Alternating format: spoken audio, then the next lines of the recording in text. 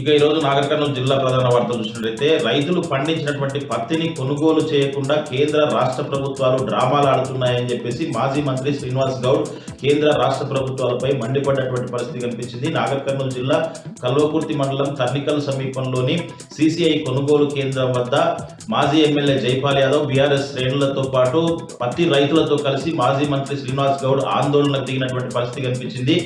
పత్తి కొనుగోలు విషయంలో కేంద్ర రాష్ట్ర ప్రభుత్వాలు అనేక కొర్రీలు పెడుతూ సిసిఐ కొనుగోలు కేంద్రాల వద్ద రైతులను ముప్పతిప్పలు పెడుతున్నాయని చెప్పేసి, ఇప్పటికీ పత్తి కొన్నది కోరంతా కొనాల్సింది కొండంత ఉందని చెప్పేసి అనేక ఇబ్బందులకు కాస్తున్నటువంటి పరిస్థితి కనిపించింది. కుటుంబాలను భార్యాపిల్లలను వదిలిపెట్టి చలికి సిసిఐ కొనుగోలు కేంద్రాల వద్ద రైతులు పడిగాపులు కాస్తున్న ప్రభుత్వాలకు పట్టింపు లేదని చెప్పేసి రైతుల పక్షాన బీఆర్ఎస్ పోరాటం చేస్తూనే ఉంటుందని చెప్పేసి, ఇప్పటికైనా పత్తి కొనుగోలు వేగంగా చేయాలని చెప్పేసి తేమ శాతం పెంచడంతో పాటు రైతుకు గిట్టుబాటు ధర ఎకరాకు 12 క్వింటాలు కొనాల్సిందేనని చెప్పేసి మాజీ మంత్రి శ్రీనివాస్ గౌడ్ తో పాటు మాజీ ఎమ్మెల్యే జైపాల్ యాదవ్ కేంద్ర రాష్ట్ర ప్రభుత్వాలను డిమాండ్ చేసినటువంటి పరిస్థితి కనిపించింది.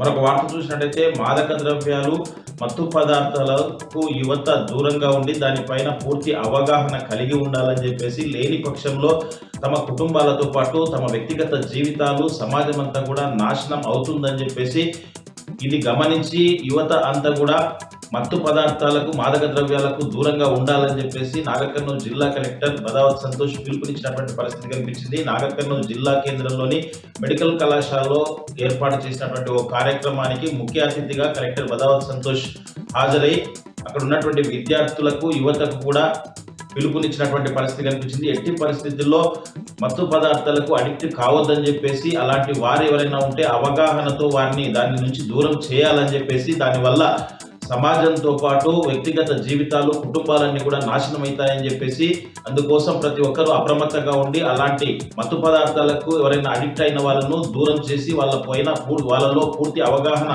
కల్పించాలని చెప్పేసి కూడా కలెక్టర్ పిలుపునిచ్చినటువంటి పరిస్థితి కనిపించింది. మరొక వార్త చూసినట్టయితే నాగర్ కర్నూలు జిల్లా కల్వకుర్తి పట్టణంలో సేవ్ గచ్చుబావి పేరిట యువకులు చేస్తున్నటువంటి శ్రమదాన కార్యక్రమం ఒక ఉద్యమంలా ముందుకు సాగుతుందని చెప్పవచ్చు. ఒక శ్రమదానమే కాకుండా గచ్చుబావి శుభ్రతనే కాకుండా అక్కడ ఉన్నటువంటి శివాలయానికి కూడా పూర్తి స్థాయిలో ఆధ్యాత్మిక శోభ సంచరించుకుంది. నిన్న కార్తీక సోమవారం చివరి ముగింపు కార్యక్రమము ఎంతో అద్భుతంగా నిర్వహించినటువంటి పరిస్థితి కనిపించింది.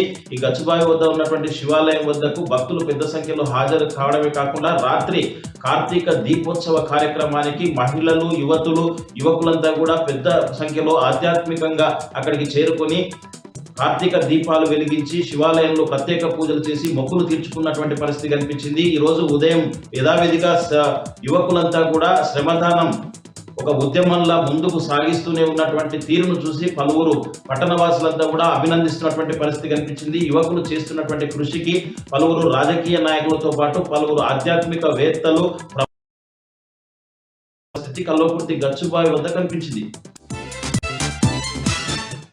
మరొక వార్త చూసినట్టయితే నాగర్ కర్నూలు జిల్లా పెదకొత్తపల్లి మండలం గంట్రావుపల్లి జిల్లా ప్రజా పరిషత్ ఉన్నత పాఠశాలలో విద్యార్థినుల పట్ల ఒక ఉపాధ్యాయుడు అసభ్యంగా ప్రవర్తించడంతో ఆ విద్యార్థినులంతా కూడా తమ తల్లిదండ్రులకు విషయం చెప్పారు.